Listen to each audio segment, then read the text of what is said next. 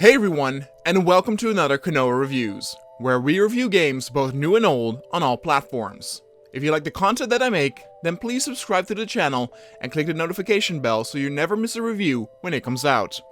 Today we talk about my most anticipated game of 2022, and of many, which is of course, Elden Ring. Soulsborne fans like myself have of course been looking forward to another From Software title for years. But this particular game also has attracted the attention of the masses more than ever due to its shift to open world and of course the partnership with George R.R. Martin, the writer of the Game of Thrones series. In short, Elden Ring is an absolute masterpiece.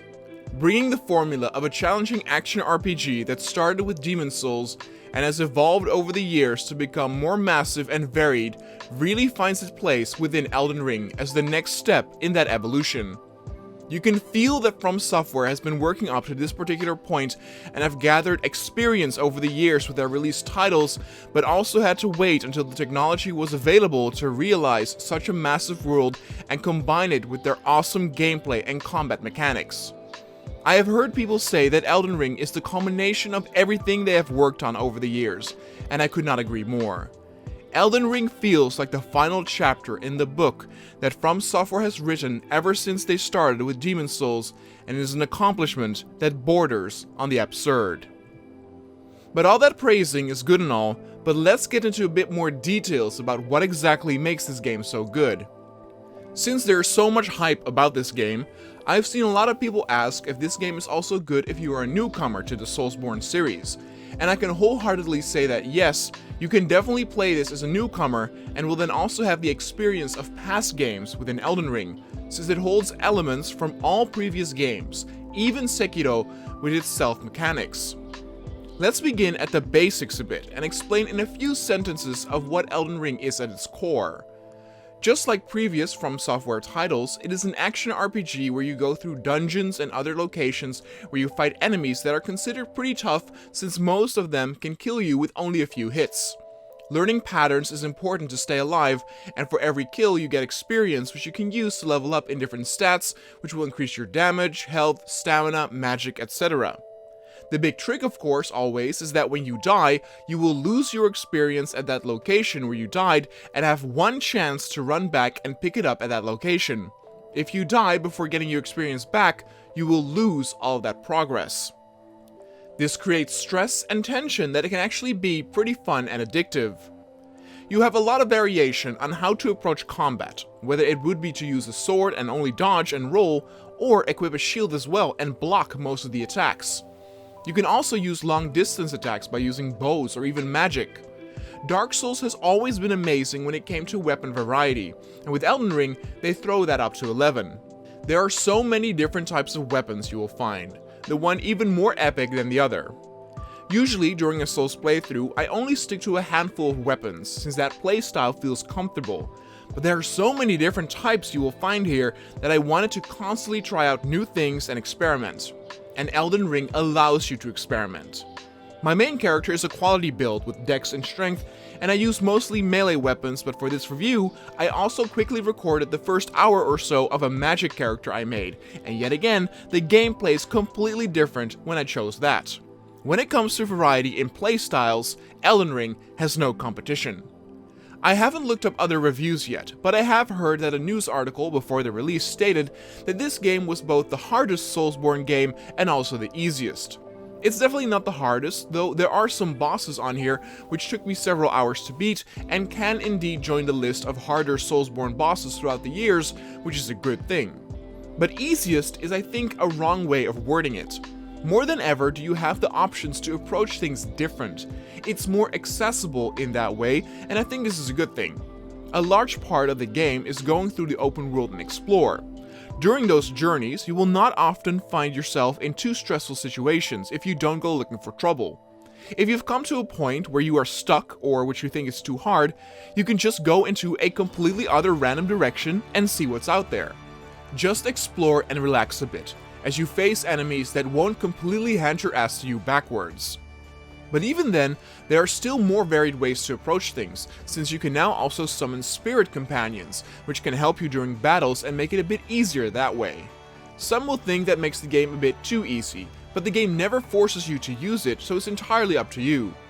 And even then, there's often still a chance that you can sneak around a tough enemy or find an entirely different route and skip it altogether if so desired. The possibilities are almost endless on how to approach a situation or battle, and that makes the open world gameplay so great.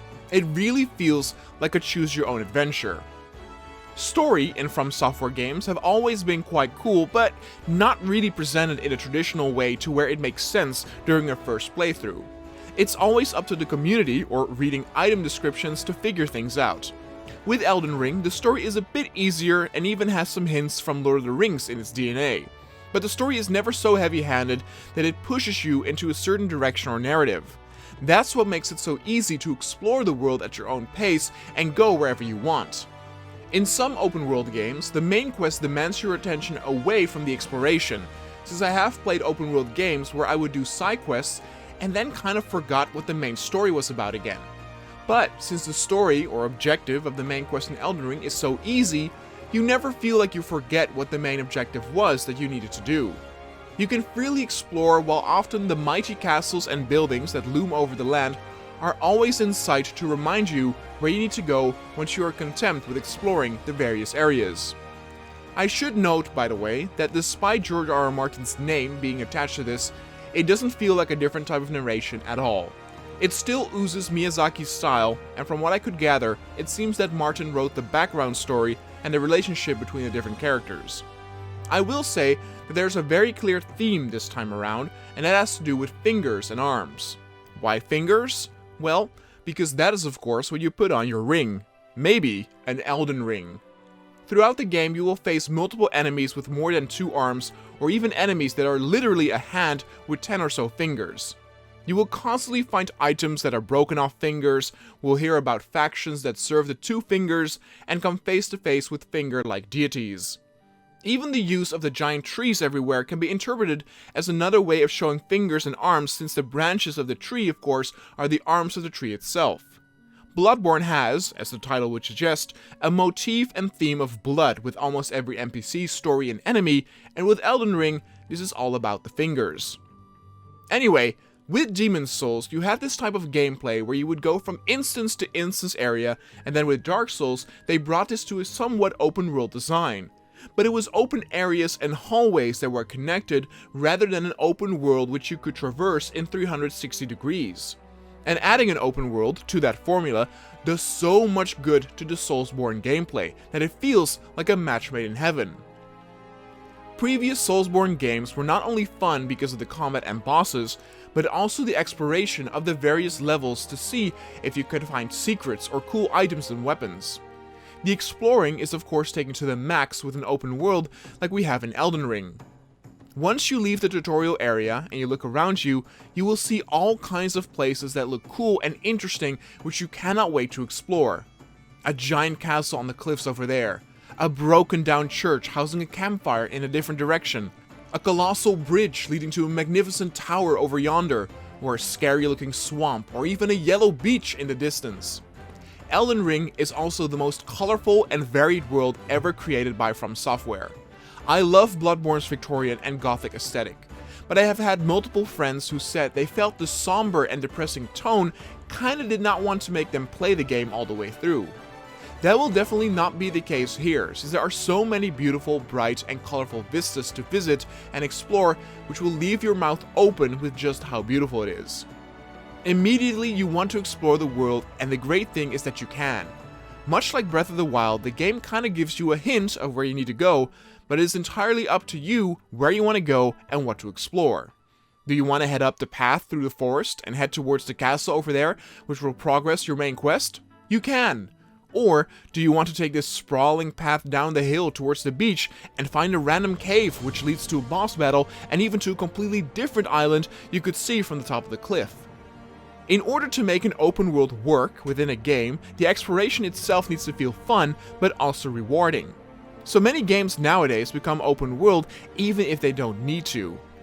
It's been a bit of a hype to make everything open world with games like The Witcher 3 having such a success, but many times it comes down to filling up your map with exclamation marks which you then just work your way through of clearing mark after mark after mark. I already talked about that I loved with Red Dead Redemption 2 that they got rid of those marks and have side quests appear dynamic as you approach a certain area, which made it feel like you could explore the world at your own pace and things would still occur dynamically. But even then, there were still a handful of side quests in the sense of, go there and get my horse back, or go and hunt so many deer. I cannot tell you how sick I am of side quests in open world games that all feel the same.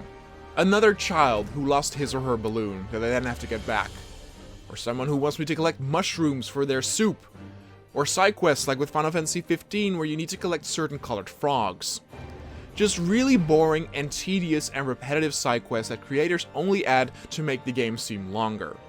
Assassin's Creed Valhalla is a massive game where you can easily put in 100 hours or so, but so much of the side content is boring and dull and not as rewarding.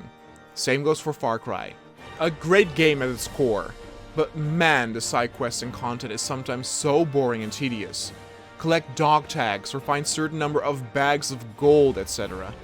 Games like Oblivion and Skyrim were much better with exploration, since you could come across a cool catacomb or camp, and it tingled your senses to see what kind of shenanigans you would get yourself into and what kind of loot there was. Now, of course, with games like Witcher 3 or Skyrim, a lot of the time is also spent with talking to people and making choices in dialogue to solve certain quests. And don't get me wrong, I love that. I play games for the story most of the time, so I do also love games like Witcher 3 and Skyrim, where the talking and dialogue options are such a big part of the game itself. But Elden Ring's world is just all about the gameplay, and that gameplay is just absolutely fantastic. So within this open world, you can traverse by foot or by horse, and along the way you will come across different catacombs, mines, villages, caves, castles, towers, etc. In the beginning, these caves and catacombs are pretty simple and sometimes also a bit small, but later on you will get a lot more variety in what types of caves and catacombs you will find. Aesthetically, the places like the catacombs are kind of similar, but always have something unique to them. Either a unique trap, or a different type of enemy, or different boss that lies at the end. Catacombs always revolve around finding a certain switch to open the door that leads to a boss, but also often will house various items and secrets for you to find that can be useful, like better gear. Even though the game has multiple areas that follow the same pattern, like the example just given of the catacombs needing a lever to be found, or mines that always house minerals for you to farm or collect with a boss at the end, it does not feel tedious or repetitive, since every location has something unique about it. The first caves I explored were dark and cramped, forcing me to use a torch to see where I was going, whereas later caves had all sorts of giant glowing crystals in them, which illuminated the way, and I had now to traverse vertically by going up or down ladders, or sometimes doing some jumping puzzles. You will face all types of enemies, and the enemy variety has always been great in the Soulsborne games, and it's the same thing again with this. Because it's open world, you will sometimes run into the same type of enemy a lot more throughout the entirety of the game, like a pack of wolves or rats. They can simply be found anywhere, instead of strictly being pointed to certain areas, like in Bloodborne or Dark Souls. But in the mines alone, I have faced men made of crystal, to weird-looking snails that spit magic at me, or even insect-like creatures that spew strings at me and have long-range melee weapons. What's also very impressive is that the level design of these locations you find throughout the world have that same From Software finesse and intricacy with shortcuts and secrets like in the other main games, even having sometimes the hidden invisible walls. Level design in Soulsborne games is always incredible, since you have so many different secret routes to find and take. Sometimes you can walk over pillars or chandeliers or jump over a fence to reach a rooftop and proceed there. It also happens sometimes that when you take an elevator up or down, that you will see a platform that you can roll or jump to if you time it correctly, which will lead to an entirely different area. This is all still intact within the dungeons, caves, and castles you find in Elden Ring. That is why I said earlier that it's great for newcomers but also fans of the older games, since this game simply has it all. If you are not that down with the open world principle but want the level design of the older Soulsborne games, then this game has your back as well. Many of the dungeons and castles are designed in exactly that way, with different routes and secrets to find. With Stormville Castle, one of the earliest castles you can go to, I was absolutely amazed and blown away by the sheer scale of it, and the fact that I could find tons and tons of secrets in the most narrow nook and cranny by exploring every inch of the perimeter. Some of these dungeons or caves are also bigger than multiple Dark Souls 1 areas combined, and to think that those massive detailed castles and dungeons are part of an even bigger open world was something that made me dizzy. I cannot stress enough how impressive it is to have that detailed level design within all these places and then realize that this is only a part of something much grander. The world feels lively too. Not in the same sense as Red Dead Redemption 2 does, with the various villages and cities where people live out their lives and do their daily chores. But everywhere you go in Elden Ring, you see various animals grazing and walking around. You will see patrols of enemies in the distance, or various factions battle with each other in the open field. You will come across NPCs giving you small quests here and there, or can come across something dynamic like a dragon landing in the midst of a crowd of ghouls near a giant burn pile. And let's for a moment talk about the scope and scale of this game, because dear Lord in heaven help me now. As of writing this review, I have to admit that I have not completed the game yet. I've played a bit over 45 hours or so, and I'm probably only halfway done. I haven't even collected the entire map yet, and found out today that there's an area even further up north than I realized. But despite not having completed it yet, I do have to say that 45 hours is enough time to make a fitting judgment about it and allows me to then also continue playing afterwards for fun without the time pressure of getting a review out. But to come back to the scope of the game, this is without a doubt the biggest single-player game that I've ever played. Games like Dragon Age and The Witcher 3 also had me put over 80 hours into them, but much of that time was watching cutscenes and having dialogues with different characters. In Elden Ring, it's all just gameplay of exploring, fighting, etc. Maybe games like Just Cause have maps that are bigger when it comes to scale alone, but you can literally not do anything there most of the time, and here, the world is just so chock full of content which just wants to be explored. At the beginning, when you exit the tutorial area, it won't take long before you find your first map fragment to reveal the area, and you probably think that it's maybe 1/3 or 1/4 of the entire world. But it's closer to only 5% of the entire map, which is just mind-boggling. We truly can make entire worlds come to life with the technology we have today. Once you exit the tutorial area, the world looks so big, but as said, it's such a small part of the game. Later on, I was watching over a cliff and saw in a different direction a massive, massive gate with 2 giant statues on both sides of the entrance. It made me feel like I was in Lord of the Rings, and knowing I could just go there was absolutely amazing. It wasn't just background, I could actually go there. Everything you see in Elden Ring is somewhere you can go. There are no background textures, mountains, or background terrain that is not accessible. If you see it in the distance, you can go there. The biggest mindfuck was, for example, when I found an elevator leading down, which revealed an entire new area which was the size of multiple zones from the earlier games that was completely underground. There was a whole underground world to explore besides that massive world at the top. I cannot emphasize enough how massive this game is. I have literally never played another single-player game that had this much content in such a massive world. It's an absolute astonishing accomplishment, especially considering that From Software has never dabbed their foot within the actual open world genre. Bethesda has been making Fallout and Elder Scrolls games for years, that's what they do. But for From Software it's a first, and they have not only succeeded, but have surpassed many other games in that sense. It should also be mentioned that everything has been thought of to its smallest detail.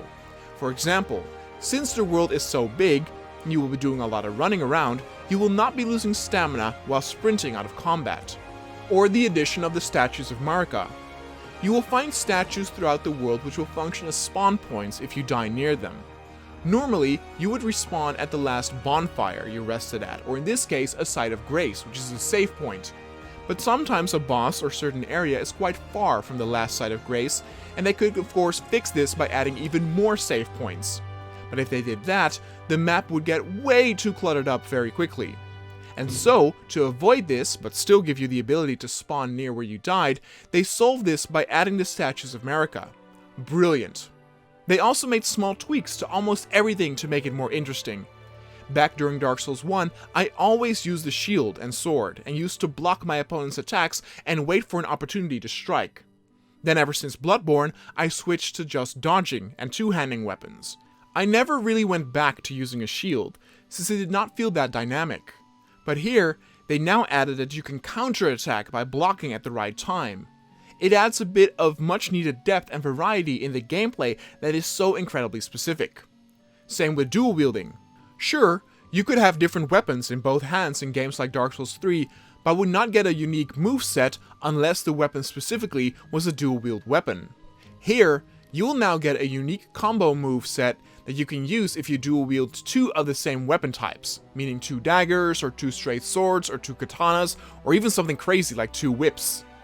Again, the combination of weapons and playstyles is so mind-bogglingly huge that it just invites you to experiment. Head over there and find a new cool looking shield. You automatically want to use it and equip it, and rock a one-handed weapon for a while. Next you will find a new spell. That looks great too, so why not equip it and see what it does? Or a new spirit summon. Let's see what kind of creature will help you in the fight next. The great thing about Elden Ring is that the rewards of the items that you find are worth it, and have use to them. It can be a bit difficult to pull yourself out of that comfort zone of just using a single weapon or playstyle, but the open world really just invites you to try out different things. I went to a zone which I was a bit over-leveled for, and thus it wasn't that challenging. But because of that, I could now just equip some new weapons I never used, like a warhammer or a scythe, and see how it played. Or put points into certain stats like faith or intellect to maybe try out some spells or use weapons that required those stats.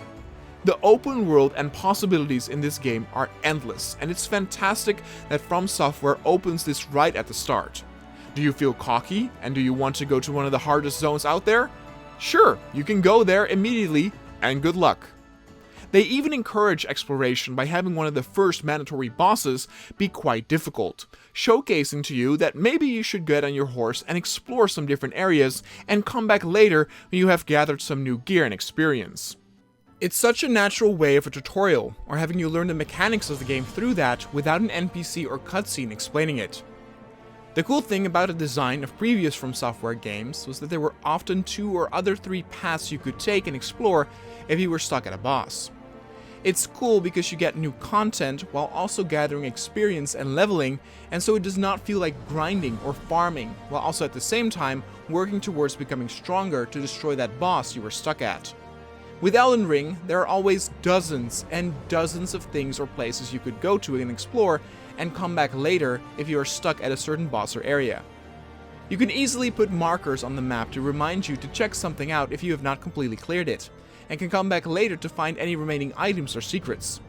What's also good is that the world and its monsters don't scale with your level like they do in Oblivion, so that kinda makes you feel less strong since the monsters around you level up with you. This means that after playing for a while, you will feel very powerful in areas you were at the start, but can also feel a bit over-leveled for certain mines, dungeons, or even certain entire zones. But it's never to the point where you can relax and just play without worry. Even then, the enemies can still surround you, surprise you, or corner you, and eat away at your health at a rapid pace. And the bosses themselves are also again fantastic, with lots of variety and more than ever. I believe I heard this game has more than 80 bosses, of which less than 10% is only repeated. You will fight humanoids, dragons, giants, animals, ghosts, etc., etc. I will say that most of the bosses in the optional dungeons and areas are quite easy, but I also don't think it would benefit the game if you would be stuck for hours on an optional boss which you just want to clear to see what kind of cool item or gear it holds. And the bosses don't feel cheap like some of them did with Dark Souls 2, like the Rat King, which was basically a slightly bigger rat amongst other rats. It honestly is the perfect game for both Soul veterans and newcomers alike, and will have something to cater for everyone.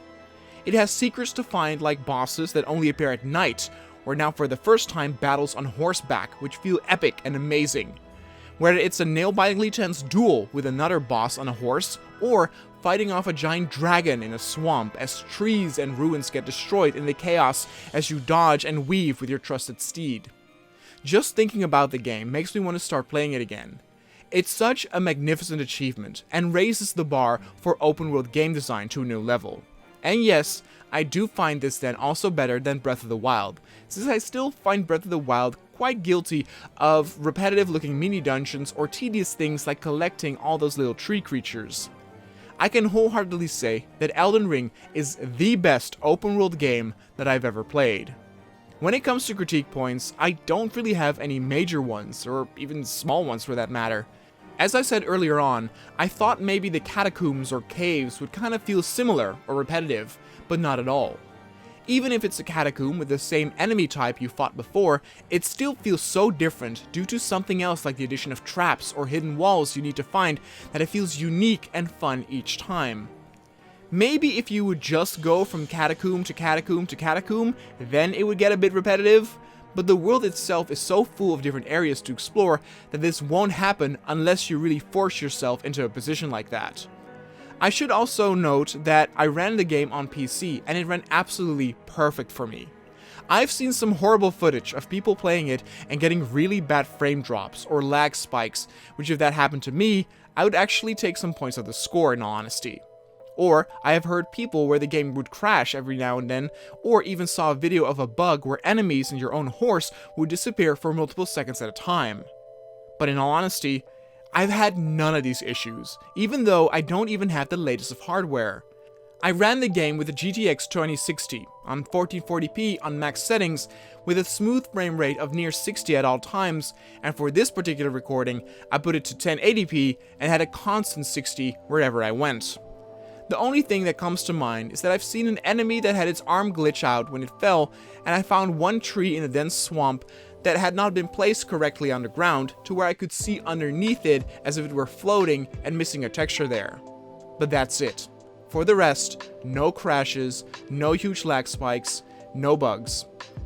I've had some frame drops during battles with a lot of units or when something would happen with a lot of particles, but that was not the game's fault in that example, but my actual own hardware. Probably one thing that I thought could have done better is the targeting, which works fine for the most part, and you can actually target enemies from very far ahead, but during a chaotic battle on horseback with a powerful enemy, I've encountered multiple times where I would lose my target, and when I want to target the enemy again, instead, a different enemy will be targeted, which messes a bit with my movement. My other complaint, which isn't even a real complaint, but a super minor nitpick, is that I wish the weather was clearer more often. Many times we will come across a location where a beautiful vista or view can be seen, but I've had multiple times where it was foggy or storming and I simply could not see the beautiful view because it was obscured. And well, if my only some sort of critique is talking about the weather conditions of the game, then it should indeed be clear by now that this game is a near perfect one. It's honestly a game that I can recommend to anyone, even those scared to take on a challenging or difficult game. Yes, the game will kick your butt, however, there's so much else you can do and see, and in the meantime grow stronger to overcome that challenge. Maybe the only ones who would feel a bit left out in this game are story lovers, but even then I think that the world and setting is so detailed and great that it tells a story for you there. It's not relying on story through passive cutscenes or movies, and my guess is that if you really need that this will feel like a miss in this game, but I did not miss it one bit, and I'm a gamer that plays games for its story.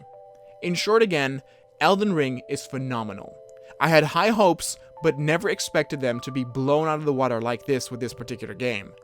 If you love the idea of exploring a massive open world with fun gameplay and lots of bosses to fight and things to see and discover, you owe it to yourself to play Elden Ring.